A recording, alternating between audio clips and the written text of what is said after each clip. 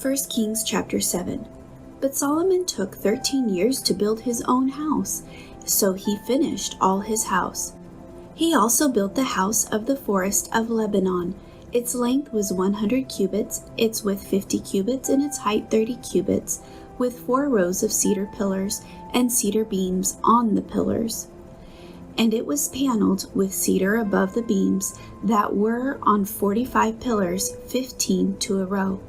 There were windows with beveled frames in 3 rows, and window was opposite window in 3 tiers. And all the doorways and doorposts had rectangular frames, and window was opposite window in 3 tiers. He also made the hall of pillars. Its length was 50 cubits, and its width 30 cubits, and in front of them was a portico with pillars, and a canopy was in front of them. Then he made a hall for the throne, the hall of judgment, where he might judge, and it was paneled with cedar from floor to ceiling. And the house where he dwelt had another court inside the hall, of like workmanship. Solomon also made a house like this hall for Pharaoh's daughter, whom he had taken as wife. All these were of costly stones, cut to size, trimmed with saws, inside and out, from the foundation of the eaves, and also on the outside to the great court. The foundation was of costly stones, large stones, some 10 cubits and some 8 cubits. And above were costly stones, hewn to size, and cedar wood. The great court was enclosed with 3 rows of hewn stones and a row of cedar beams. So were the inner court of the house of the Lord and the vestibule of the temple. Now King Solomon sent and brought Harem from Tyree. He was the son of a widow from the tribe of Naftali, and his father was a man of Tyree, a bronze worker. He was filled with wisdom and understanding and skill in working with all kinds of bronze work. So he came to King Solomon and did all his work. And he cast 2 pillars of bronze, each one 18 cubits high, and a line of 12 cubits measured the circumference of each. Then he made 2 capitals of cast bronze to set on the tops of the pillars. The height of one capital was 5 cubits, and the height of the other capital was 5 cubits. He made a lattice network with wreaths of chain work for the capitals which were on top of the pillars, 7 chains for one capital, and 7 for the other capital. So he made the pillars, and 2 rows of pomegranates above the network all around to cover the capitals that were on top, and thus he did for the other capital. The capitals which were on top of the pillars in the hall were in the shape of lilies, 4 cubits. The capitals on the 2 pillars also had pomegranates above by the convex surface which was next to the network, and there were 200 such pomegranates in rows on each of the capitals all around. Then he set up the pillars by the vestibule of the temple. He set up the pillar on the right and called its name Jachin. And he set up the pillar on the left and called its name Boaz.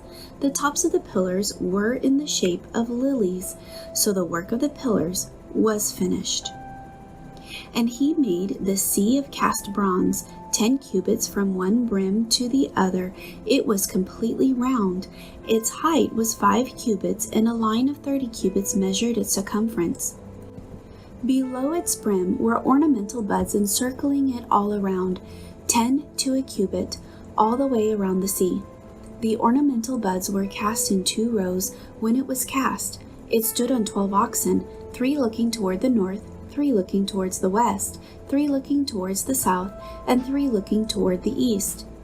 The sea was set upon them, and all their back parts appointed inward. It was a handbreadth thick, and its brim was shaped like the brim of a cup, like a lily blossom. It contained 2,000 baths. He also made 10 carts of bronze. 4 cubits was the length of each cart, 4 cubits its width, and 3 cubits its height. And this was the design of the carts. They had panels, and the panels were between frames. And on the panels that were between the frames were lions, oxen, and cherubim. And on the frame was a pedestal on top. Below the lions and oxen were wreaths of plated work. Every cart had 4 bronze wheels and axles of bronze, and its 4 feet had supports. Under the laver were supports of cast bronze besides each wreath. Its opening inside the crown at the top was 1 cubit in diameter, and the opening was round, shaped like a pedestal, 1.5 cubits in outside diameter, and also on the opening were engravings, but the panels were square, not round. Under the panels were the 4 wheels, and the axles of the wheels were joined to the cart. The height of a wheel was 1.5 cubits. The workmanship of the wheel was like the workmanship of a chariot wheel. Their axle pins, their rims, their spokes, and their hubs were all of cast bronze. And there were 4 supports at the 4 corners of each cart. Its supports were part of the cart itself. On the top of the cart, at the height of 1/2 cubit, it was perfectly round.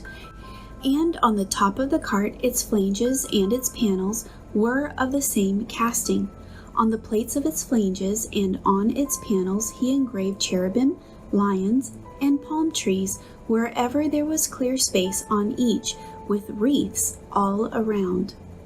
Thus he made the 10 carts. All of them were the same mold, 1 measure and 1 shape. Then he made 10 lavers of bronze. Each laver contained 40 baths, and each laver was 4 cubits. On each of the 10 carts was a laver.